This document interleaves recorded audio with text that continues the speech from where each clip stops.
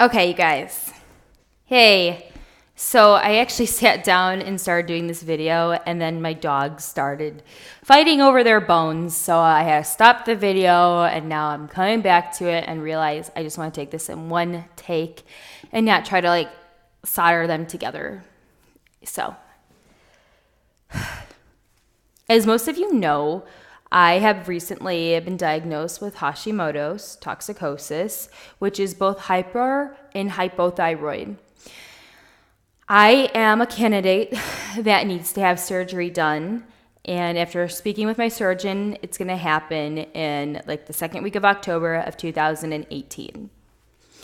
So in the meanwhile, if you're like me and either you have like a hyperthyroid or maybe you just have like a big goiter, whatever the case may be, your doctor might prescribe you medication. So that way, your thyroid kind of like maybe gets a little smaller. It's just a little bit easier to have them cut and make the incisions, and it's not super like a hard organ.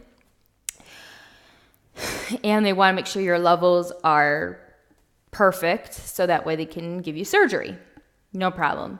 So I was prescribed METHIMAZOLE, which is it's to basically make me not hyperthyroid. Fine. Oh my gosh, you guys, the struggle has been real on it. I would say the first, after like about a couple days of taking it, I felt just the classic symptoms, I think, of hypothyroidism. I was tired. I felt like just crying. The heart palpitation thing and so much more. There was just a lot. And as a person, I just felt like everything was going in slow motion. Okay? Slow. And I guess it's because like my body has been running on hot for a very long time. And then when you decide, then all of a sudden I'm telling my body to slow down, it's like it crashes. It's terrible.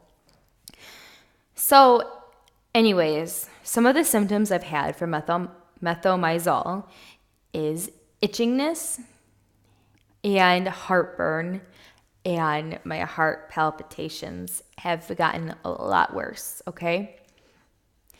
It turns out after me doing some research, the reason why I'm experiencing such itching, you guys, I've never been one to have like dandruff. I've never been one to have like an itchy scalp, but that is real, very real. I scratched my head so much that I have like little bumps all over my head, and I'm sure it's because, I'm using my dirty fingernails to like really scratch the shit out of my head. And my husband was just like rubbing my hair, and he's like, "Oh my gosh, you have like so many bumps." And I'm like, "Yeah, it's because I told you I was like really itchy."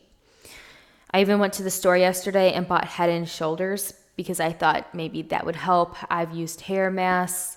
I made my own with coconut oil. I've used tea tree oil.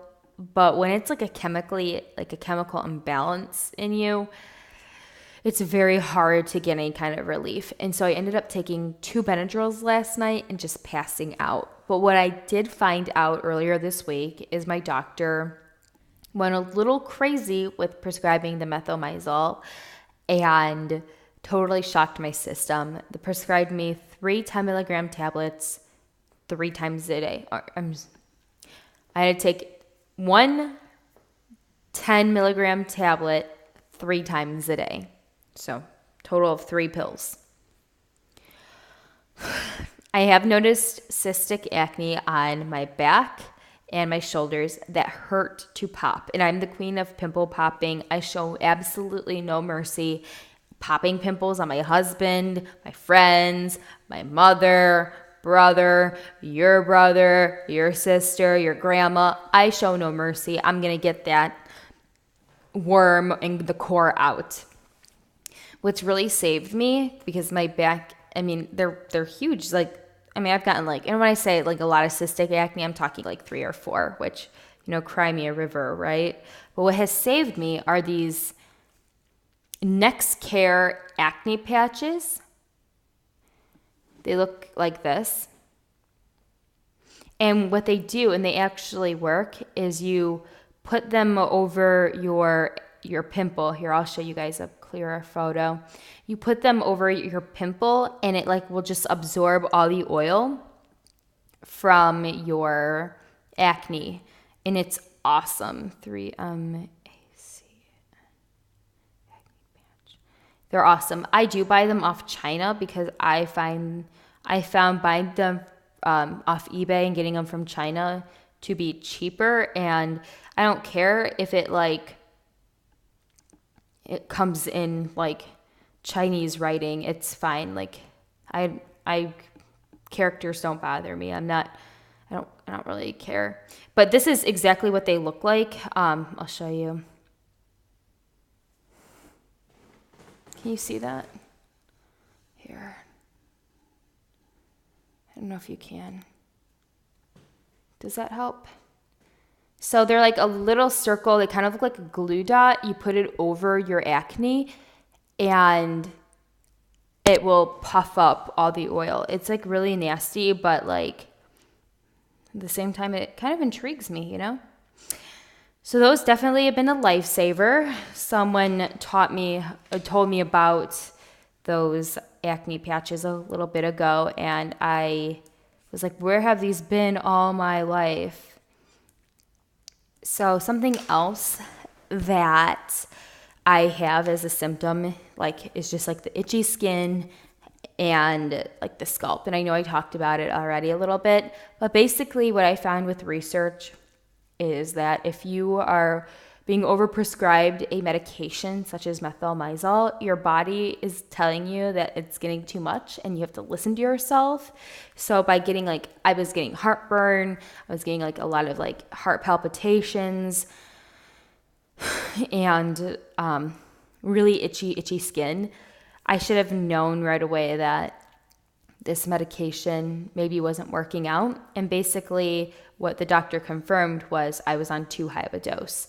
So I'm hoping now, this is day 2 of me being on the new dosage, which is like half a tablet twice a day.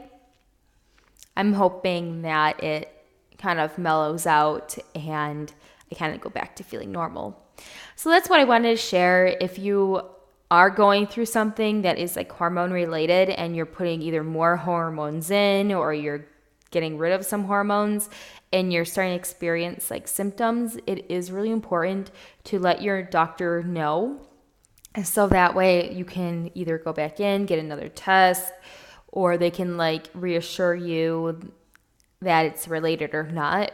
And then if your doctor, like mine, doesn't seem to be super proactive as far as like being able to tell me like about diet and nutrition and other things that I think would be beneficial to know as a person with a thyroid problem,